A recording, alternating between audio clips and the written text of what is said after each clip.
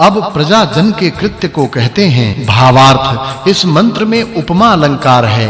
मनुष्यों को चाहिए कि आलस्य त्याग के शरीर आदिकों के पुरुषार्थ को सदा ही करके प्रजा और राज्य का धर्म से नियम करें, जिससे सब लोग धनयुक्त होवें। अब अगले मंत्रों में राजा के विषय को कहते हैं। भावार्थ इस मंत्र में वाचक् लुप्तोपमा अलंकार है। जो राजा लोग बुद्धिमान मंत्रियों का सत्कार करके रक्षा करते हैं, वे सूर्य के सदृश प्रकाशित यश वाले होते हैं और सभी काल में उद्यमियों की रक्षा और दुष्टों का निरंतर ताड़न करें, जिससे कि सब शुद्ध आचरण वाले होवें। भावार्थ इस मंत्र में उपमा अलंकार है। जो राजा और राजपुरुष प्रजाओं में पिता के सदृश वर्ताव करके सत्य न्याय का प्रकाश कर और अविद्या को दूर करके प्रजाओं को शिक्षा देते हैं, वे पवित्र गिने जाते हैं। भावार्थ इस मंत्र में उपमा और वाचक् लुप्तोपमा अलंकार है।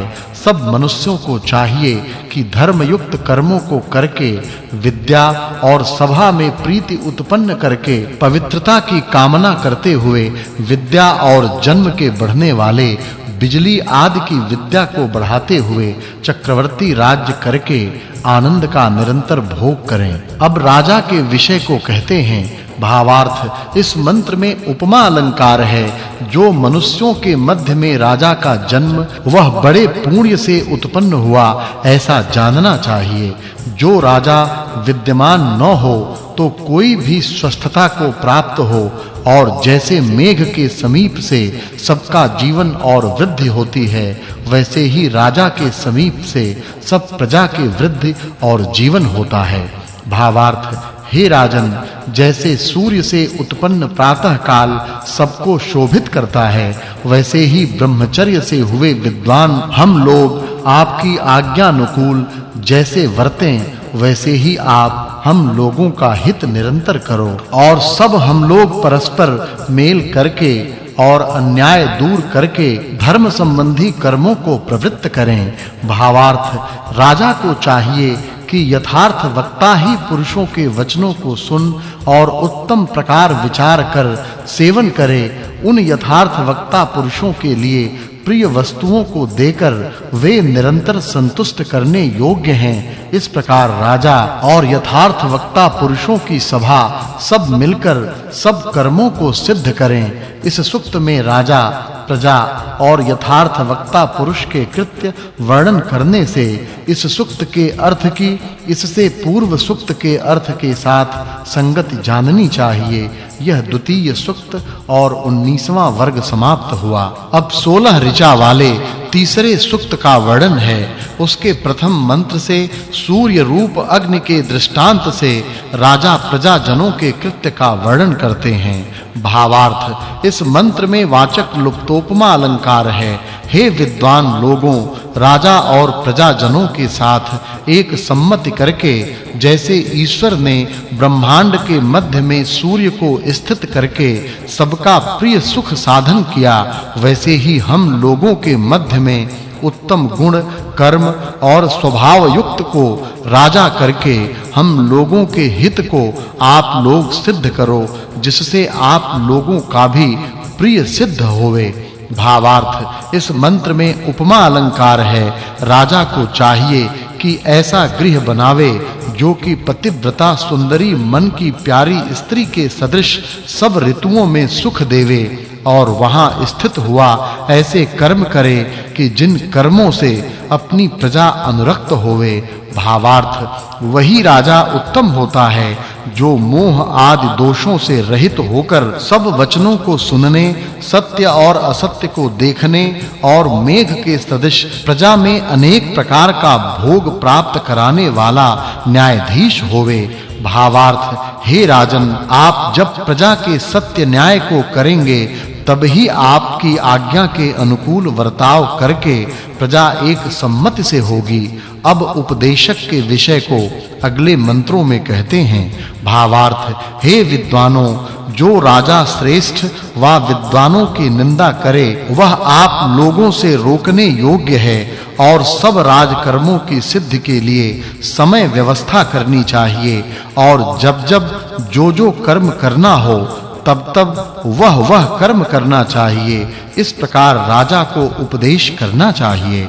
जब मित्र द्रोह का आचरण करे तभी उसको शिक्षा देनी चाहिए। ऐसा करने पर राजा और प्रजा दोनों की निरंतर उन्नति होवे। भावार्थ राजा आदि अध्यक्षों के प्रति अध्यापक, उपदेशक और मंत्री जन ऐसा उपदेश देवें कि आप लोग बुद्धि के कामों में वृद्ध, बलिष्ठ, उत्तम आचरण वाले, सत्यवादी और दुष्ट पुरुषों के नाश करने वाले कब होवोगे और उत्तम आचरण करने और दुष्ट आचरण के त्याग में विलंब न करो। अब विद्यार्थियों की परीक्षा विषय को अगले मंत्र में कहते हैं। भावार्थ अध्यापक लोगों को विद्यार्थियों को पढ़ा के प्रत्येक अठवाड़े, प्रत्येक पक्ष, प्रति मास, प्रति छमाही और प्रति वर्ष परीक्षा यथा योग्य करनी चाहिए, जिससे कि राजकुमारादि सब भ्रम रहित, ज्ञान विशिष्ट,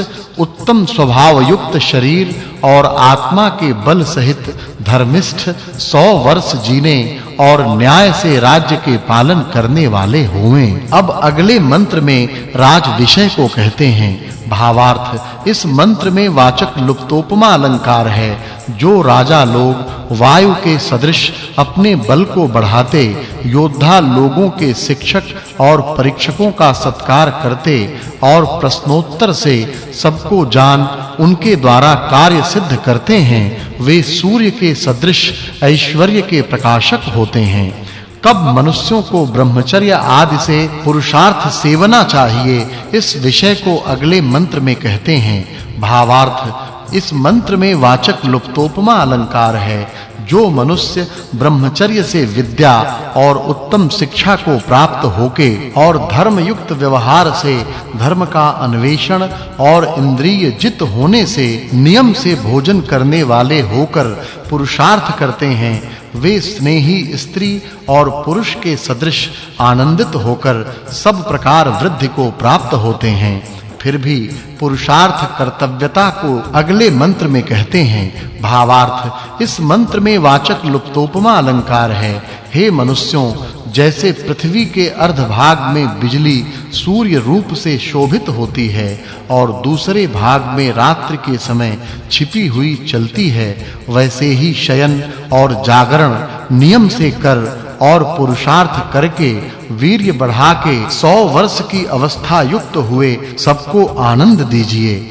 अब राजा आदि क्षत्रियों के लिए उपदेश अगले मंत्र में करते हैं। भावार्थ इस मंत्र में वाचक् लुप्तोपमा अलंकार है। जो राजा आदि वीर क्षत्रिय जैसे पवन से युक्त बिजलियां मेघ को इधर-उधर चलाए और तोड़ पृथ्वी पर गिर के सबको सुख देती हैं और दूसरी बिजली का विडोलन करके सूर्य को उत्पन्न करती हैं, वैसे ही दुष्ट पुरुषों का नाश और न्याय का प्रकाश, बुद्धि का विडोलन और विद्या को उत्पन्न करके सूर्य के सदृश प्रकाशमान हुए अतुल सुख को प्राप्त हो।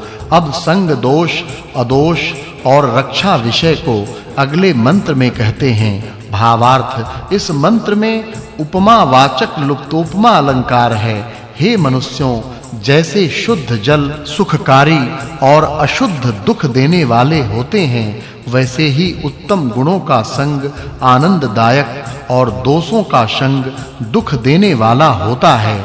और जैसे ऐश्वर्य युक्त धार्मिक जन कृपा से बुभुक्षित आदि का पालन करता, वैसे ही सज्जन लोग सबकी रक्षा करते हैं। अब बुद्धिमानों के बुद्धिमत्ता विषय को कहते हैं। भावार्थ उन्हीं लोगों को बुद्धिमान समझना चाहिए कि जो अन्याय से किसी का वस्तु, दुष्ट वेश हिंसा करने वाले का संग, न्याय से प्राप्त हुए धन का व्यर्थ खर्च,